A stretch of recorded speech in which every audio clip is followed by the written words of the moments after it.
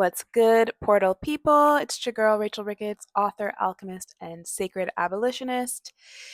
Here to inspire love and liberation, bringing you the May Channeled Energy Download, co created between me and my guides, the Oryx. So let's get into it. There are four main themes for this month. The first is integration. The second is being curious about the bigger picture. Theme number 3 is choosing joy and feeling good more and more. And the fourth theme for May is major advancements and timeline jumps are possible. So let's get into it. I will dive deeper into these four themes, and there'll be a separate video with a sacred somatics exercise to support us with the energies of this month and to further root into some of the messages that I'm sharing in this download. Okay, so theme 1, integration. 111 on the clock as I'm saying that. So my guides wanted to invite us and really convey that this is a potent time to move beyond binaries, beyond good and bad, right and wrong. I think there's a Rumi quote like, out beyond the field of right and wrong, there's a meadow or something. I'll meet you there. It's that kind of a vibe. And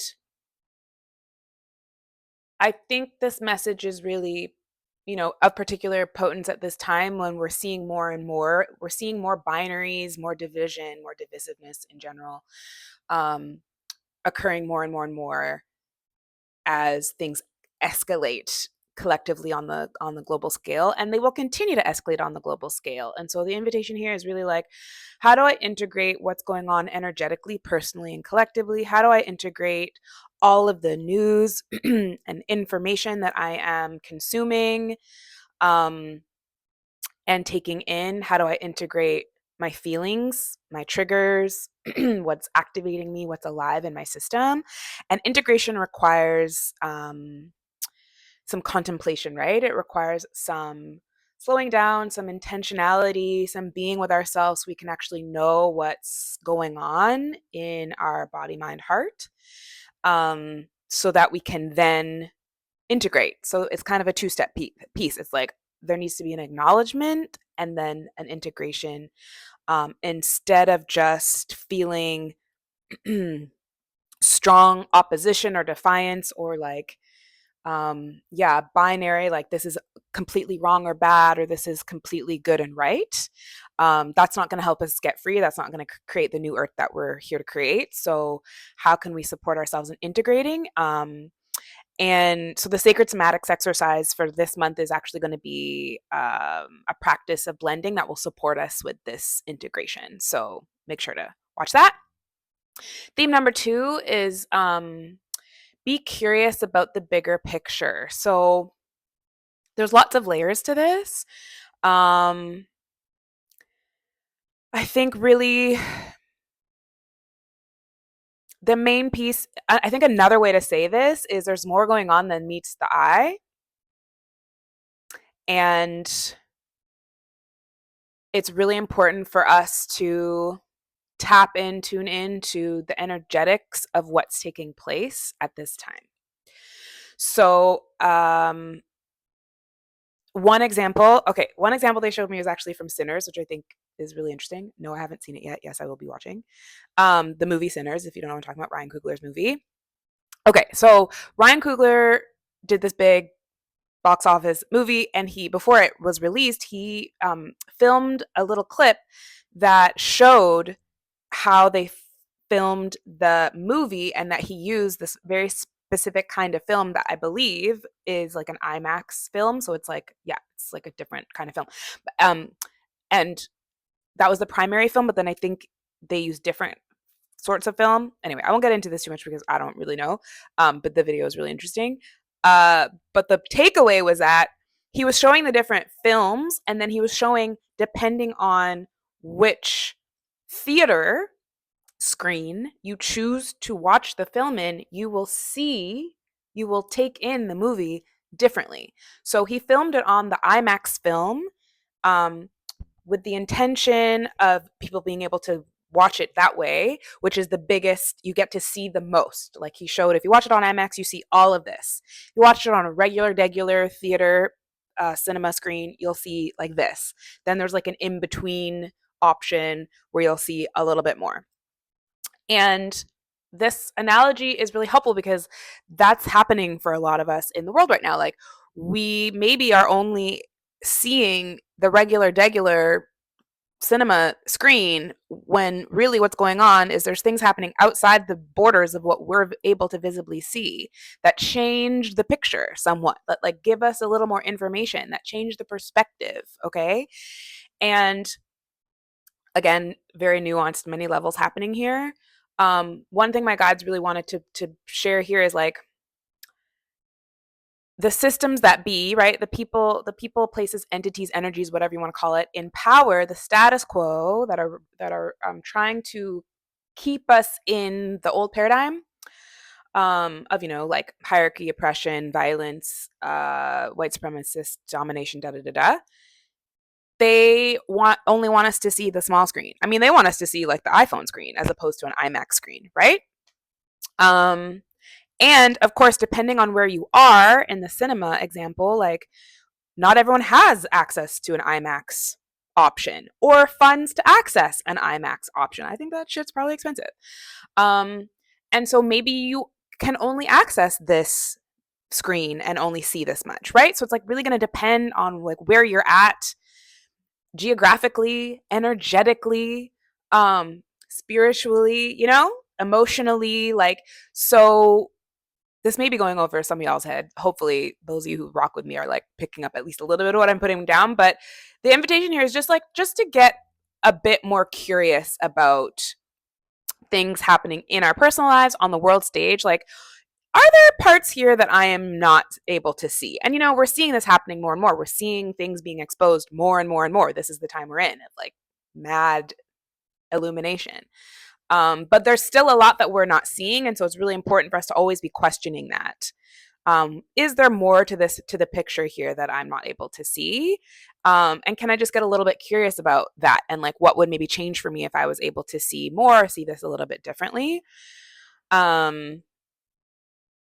Yeah, my personal example was the recent Canadian election. I'm in Toronto, and I saw a lot of Americans being like, "Yeah, oh my god, amazing! Like Canada killed it. You voted in this, the anti-Trump leader." And I'm like, that's one way of looking at it, and that's not wrong. That it's true. Candle is in agreement. It's true, but the bigger picture is that like the Conservative Party, which was pro-Trump, aligned with Trump, um, won their largest vote share since 1988, okay, and will have a huge impact in Canadian politics moving forward. Liberals didn't win a majority, they won a minority, so they have to work with parties, and so they may be forced to work with the Conservatives or at least concede to a lot of Conservatives' request demands in a way they have not had to since 1988. That's not good. Um, it's better than, of course, the Conservatives being in power, but we also, right? It's just like what's the bigger picture here? What am I not seeing? Um, and also like liberals are not pro-Palestine. Liberals have been in part in power this entire time, and uh yeah, all of the violence and genocide that we've seen, they have participated in to some degree. So, I'm not here for that. If anyone who's here for liberation, also not here for that. So, bigger picture. And then another bigger picture piece to that is like, so the Conservatives have more power than they've had since 1988 in Canada now. And just like Trump and the Republicans, I deeply believe, my guides continue to say that they are here to illuminate the shadow so that we can be more intentional about anchoring in more light, right? They're here to bring about more contrast, more direct, in your face, palpable contrast so that we can choose different, better, more aligned, be in more right relationship, anchor into more love and truth. Okay, theme number 3, choose joy and feeling good more and more. I have to tell you, I'm like, there's like hesitance. There's a hesitancy in my body to share this piece because I know for me, I know this part of the message is one that gets very misconstrued and like can be very much um, has been very co-opted in my opinion and misconveyed, if that's a word, especially through principles of like domination, white supremacy, cis heteropatriarchy, ableism, et cetera, et cetera, et cetera. So choosing joy and feeling good more and more, especially in a time of such upheaval, chaos, violence, genocide, um, feels counterintuitive. And y'all who know me and fuck with my work, you know, and I spelt this out very clearly in my book, Do Better. This is not about spiritual bypassing. I don't subscribe to that shit at all. This is not about ignoring or denying what is going on in the world, our responsibility to support liberation for all. Um, this is an invitation to practice, try on, um, supporting ourselves to be in right relationship with self, collective, source, land, and knowing through joy. Because my guides are incredibly clear, and a lot of other um, guides through other beings, vessels, have shared this sentiment. And again, a lot of them have shared the sentiment in a way that doesn't align with me at all. Um, we came to this planet really to be joyful. That is really what we came here to do and be. And there's a lot of contrasts in the world. There's a lot of things going on that, of course, are not joyful. But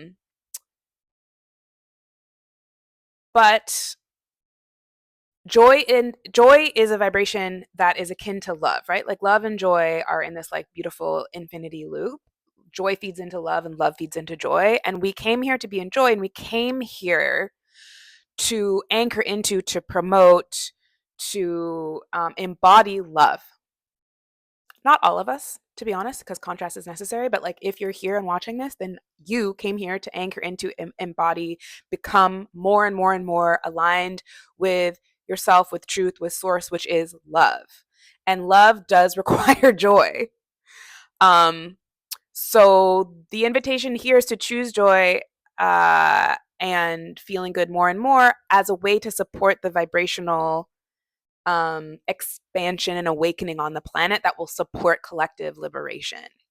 This is especially true for those of us who have less or the least power and privilege. So it's very, very relative. And like part of what bothers me about a lot of the people who talk about this is because they sit in the positions of most power and privilege: white, cis, straight, able, non-disabled, neurotypical, etc., etc., etc., etc. And that doesn't sit right with me at all. The less power and privilege you have, the more choosing joy and feeling good is a form of liberation and a revolutionary act, because all the systems of non-love that are at play have conditioned us and the world to prioritize the joy and peace and feeling good of others as opposed to ourselves. So this is really, especially for those of us, myself included, who have multiple oppressed identities, and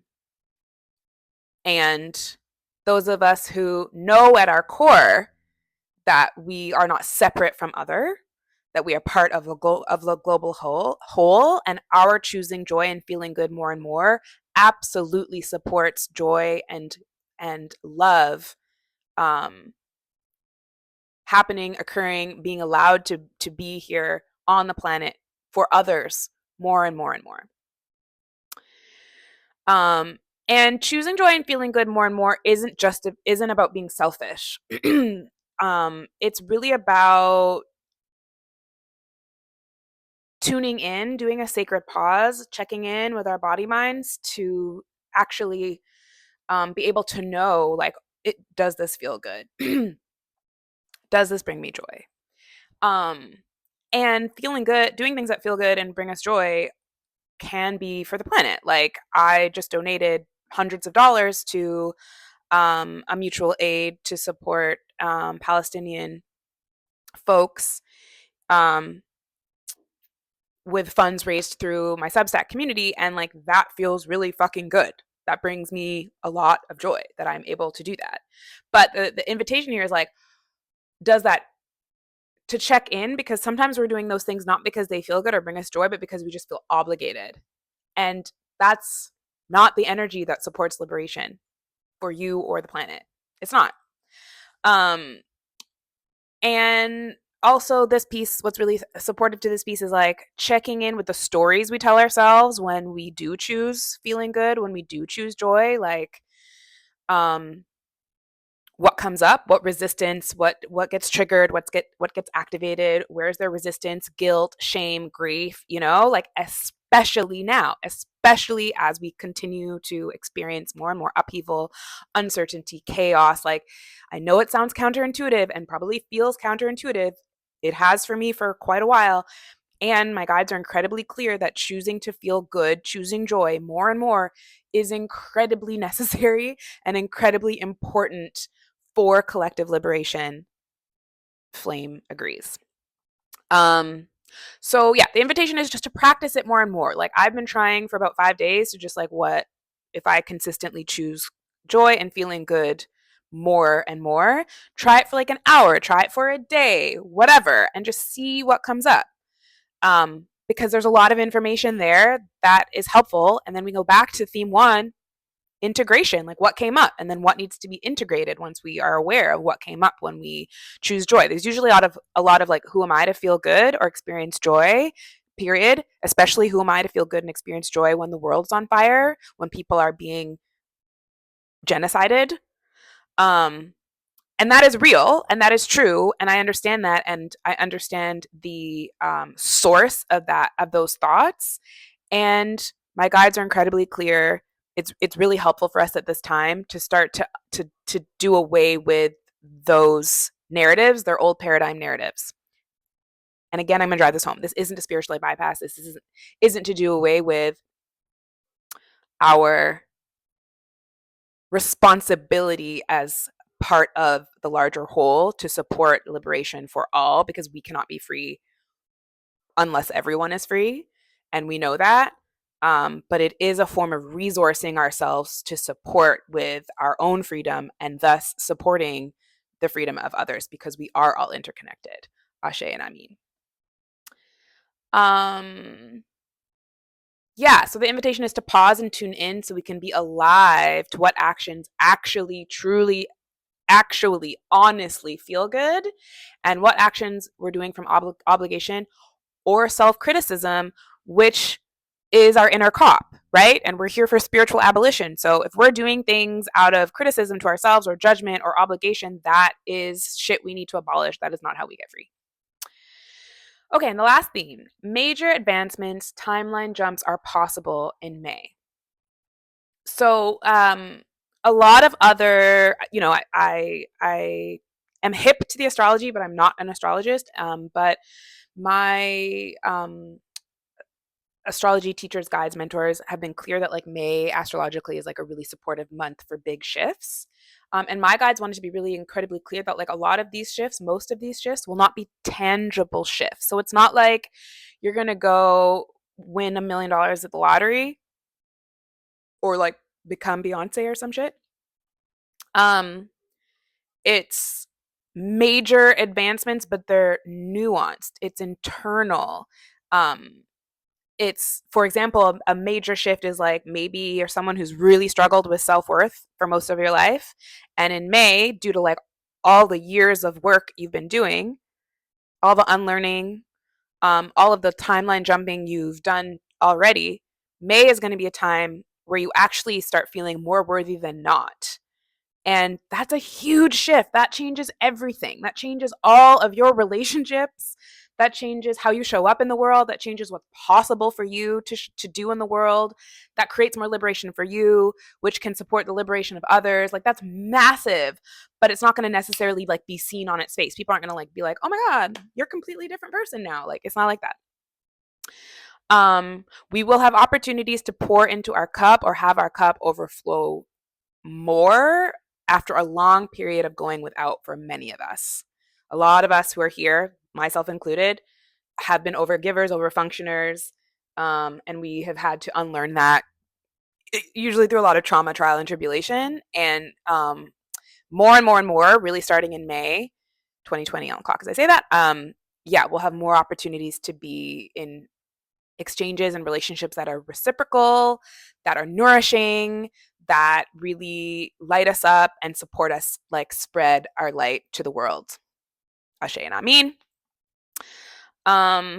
So one example I wanted to share of this that already has been happening for me is like I feel, shouldn't say just, I feel a big internal shift for me is I feel safer than I've ever felt. I feel and know how deeply, deeply protected I am in a way I haven't before. And that's taken a lot of years of internal work and shadow integration, etc. But like, for example, I just changed my Instagram profile. It was private for many years because I didn't feel sufficiently safe to have it be public because I had received a lot of harm when it was a public account. And also just the energetics of having like hundreds of thousands of people following you. It's not a small thing, y'all.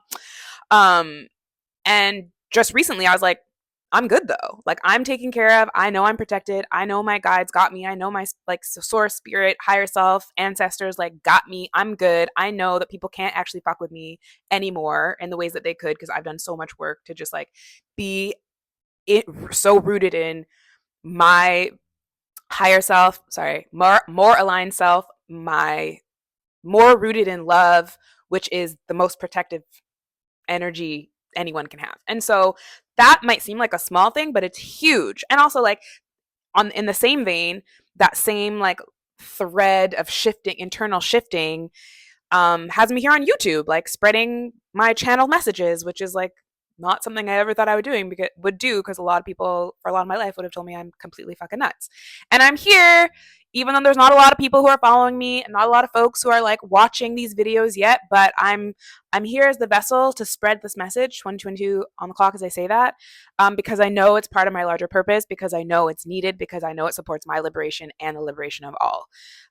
So yeah, major advancements and timeline jumps have been possible this year and continue to be possible. And like May is going to be like kind of triple speed to what we've seen already in 2025 and the last few years. All right, y'all. That is our May Channeled Energy download. Make sure to watch the Sacred Somatics exercise that accompanies this video if you want some embodied tools to support with integration of these messages and just like all the things. May these messages be of use in the attainment of liberation for all. Free Palestine, free Congo, free Sudan, free all indigenous people and lands everywhere. And so it is. Ashe, Amin. Thank you so much for being here. I love you. I am you. More videos soon. Until then, keep it real, spiritual.